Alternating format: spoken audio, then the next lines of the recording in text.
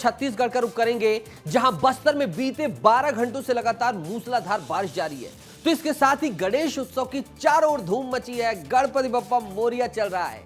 इसके बाद फिर चर्चा करेंगे एमसीबी की, जहां मिड डे मील में भारी लापरवाही सामने आई है। छत्तीसगढ़ में क्या हुआ, डीजे को लेकर क्या हुआ, इन तमाम खबरों पर हमारे तमाम साथी अलग अलग शहरों से आपको रिपोर्ट दिखाएंगे। रिपोर्ट देखिए।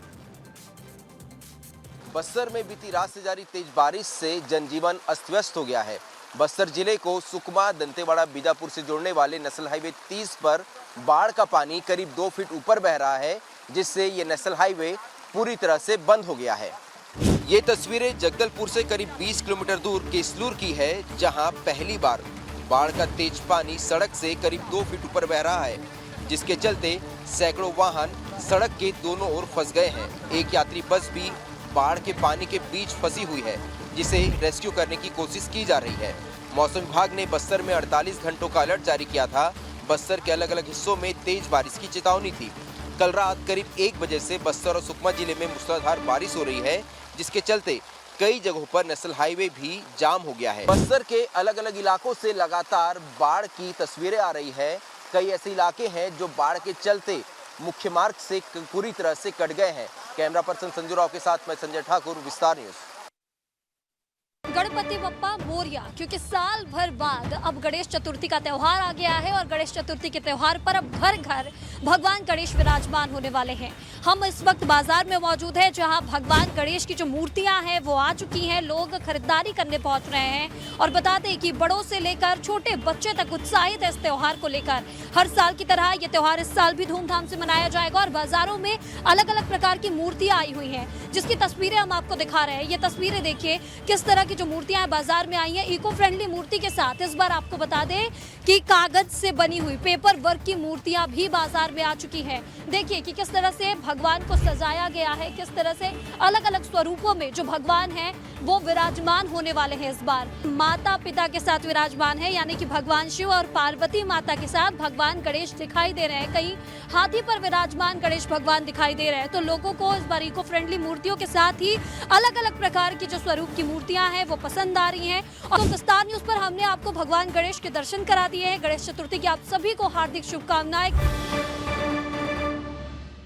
कई ऐसे शासकीय विद्यालय हैं जहां पर मध्याह्न भोजन में बड़ी अनियमितताएं देखने को मिली हैं। मेनू चार्ट विद्यालय में लगाए जाते हैं। उन मेनू चार्ट के आधार पर सोमवार से लेकर शनिवार तक जो जो भोजन बनने रहते हैं उनका एक चार्ट बना रहता है, लेकिन सभी नियमों को ताक पर रख के मध्याह्न भोजन में गुणवत्ता विहीन भोजन परोसा जा रहा है नौनिहाल छात्रों को। ऐसा नहीं कि किसी एक विद्यालय में, ऐसे कई विद्यालय हैं जो शासकीय विद्यालय हैं जहां पर मध्याह्न भोजन में अनेक गड़बड़ियां पाई गई हैं।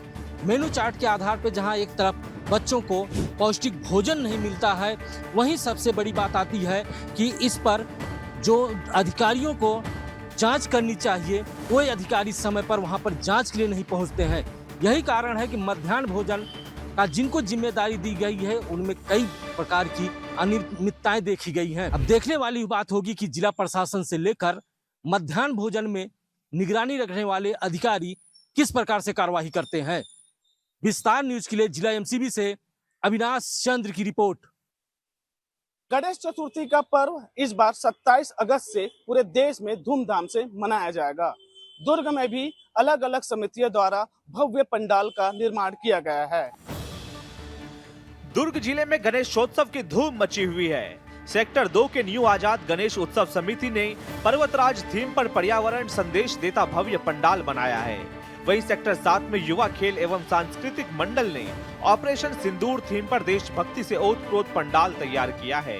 वहीं भिलाई के सेक्टर 2 स्थित न्यू आजाद गणेश उत्सव समिति ने इस साल अपने 41वें गणेशोत्सव को बेहद खास बनाने के लिए पर्वतराज थीम पर भव्य पंडाल का निर्माण किया है।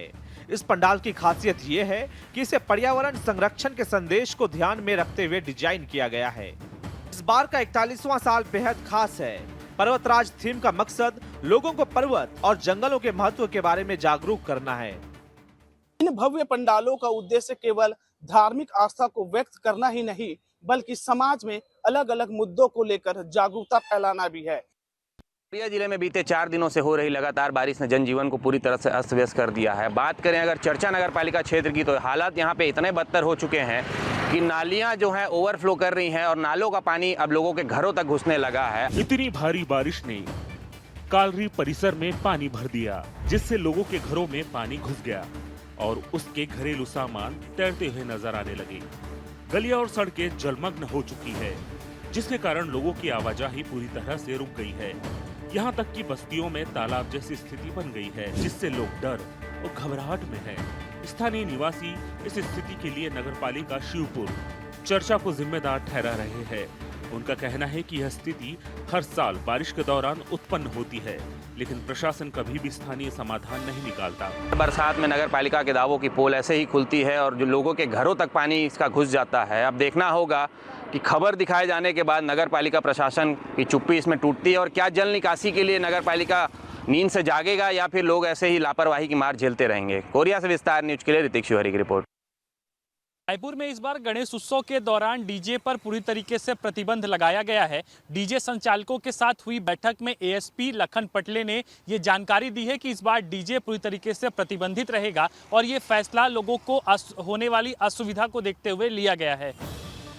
रायपुर में अस्पताल, स्कूल, अन्य सार्वजनिक स्थानों से 100 मीटर की दूरी तक डीजे बजाने पर पूरी तरीके से प्रतिबंध लगा दिया गया है। साथ ही रात 10 बजे के बाद किसी भी प्रकार के डीजे और ध्वनि विस्तारक यंत्रों का संचालन पूरी तरीके से रोक दिया गया है। ये कदम स्वास्थ्य, सुरक्षा, शांति बनाए रखने के लिए लिया गया है। सार्वजनिक स्थानों पर अत्यधिक ध्वनि प्रदूषण से न केवल मरीजों को, छात्रों को और आम लोगों को भी परेशानी हो रही थी, बल्कि इससे दुर्घटनाओं का खतरा भी बढ़ गया था। डीजे संचालक इस फैसले से खुश नहीं हैं और वो कह रहे हैं कि ये त्योहारों की खुशियों को सीमित करने वाला कदम है। सरकार का यह फैसला ध्वनि प्रदूषण और सार्वजनिक सुरक्षा के लिहाजे से बहुत महत्वपूर्ण माना जा रहा है और खास करके उस वक्त जब लोग बहुत बड़ी संख्या पे सड़कों पर होते हैं। कैमरा पर्सन अभिषेक गर्ग के साथ रोहित मिश्रा, विस्तार न्यूज, रायपुर। दक्षिण बस्तर में लगातार हो रहे 10 घंटों से मूसलाधार बारिश के चलते जीवन अस्त व्यस्त हो चुका है।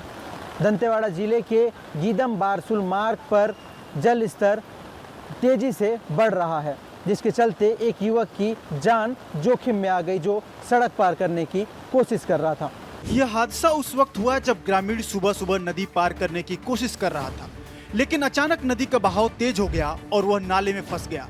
बारिश के बाद नदी का जल स्तर बढ़ने से स्थिति और भी खतरनाक हो गई। यह देख स्थानीय प्रशासन और बचाव कर्मियों ने तत्काल रेस्क्यू ऑपरेशन शुरू किया। काफी मशक्कत के बाद आखिरकार बचाव कर्मियों ने ग्रामीण को सुरक्षित निकाल लिया और उसे अस्पताल ले जाया गया, जहां उसकी स्थिति खतरे से बाहर बताई गई है। लगातार सावधानियां बरतनी चाहिए। ये घटना हमें बताती है कि बारिश के मौसम में तेजी से बढ़ते जल स्तर से कभी भी नदी नाले कितने खतरनाक हो सकते हैं और जानलेवा भी साबित हो सकते हैं। रायगढ़ जिले के जंगलों में इन दिनों 187 हाथियों के दल विचरण कर रहे हैं। हाथी लगातार उत्पात मचा रहे हैं, ग्रामीणों के घरों को तोड़ रहे हैं तो कहीं ग्रामीणों के फसल को नुकसान पहुंचा रहे हैं। धर्मजयगढ़ वन मंडल में 127 हाथी अलग अलग रेंज में विचरण कर रहे हैं। लैलूंगा रेंज में सर्वाधिक 61 हाथी देखे गए हैं, जबकि छाल में 22, बोरो में 13, कापू में 13 और बाकारूमा रेंज में 11 हाथी मौजूद हैं। इसके अलावा धर्मजयगढ़ में 7 हाथियों की मौजूदगी पाई गई है। वहीं रायगढ़ वन मंडल की बात करें तो 60 हाथियों का दल भी रायगढ़ वन मंडल में विचरण कर रहा है, जिसमें घरघोड़ा रेंज में 28, रायगढ़ में 22 और तमनार रेंज में 10 हाथियों की सक्रियता पाई गई है। इस दल में 49 नर, 85 मादा और 53 शावक शामिल हैं, जो जंगल में सक्रिय रूप से विचरण कर रहे हैं। हाथियों की इतनी बड़ी संख्या के कारण कई जगहों पर हाथियों ने न सिर्फ खेतों को नुकसान किया बल्कि ग्रामीणों को एक घरों में भी तोड़फोड़ की है। हाथियों का रुख लोगों के लिए चिंता का विषय बन गया है। वन विभाग भी अलर्ट मोड पर है। ग्रामीणों को सतर्क किया जा रहा है कि जंगल की ओर ना जाओ, किसी प्रकार की जो जनहानि है वो लोगों के साथ ना हो। रायगढ़ से विस्तार न्यूज के लिए मैं सोनी मालाकार।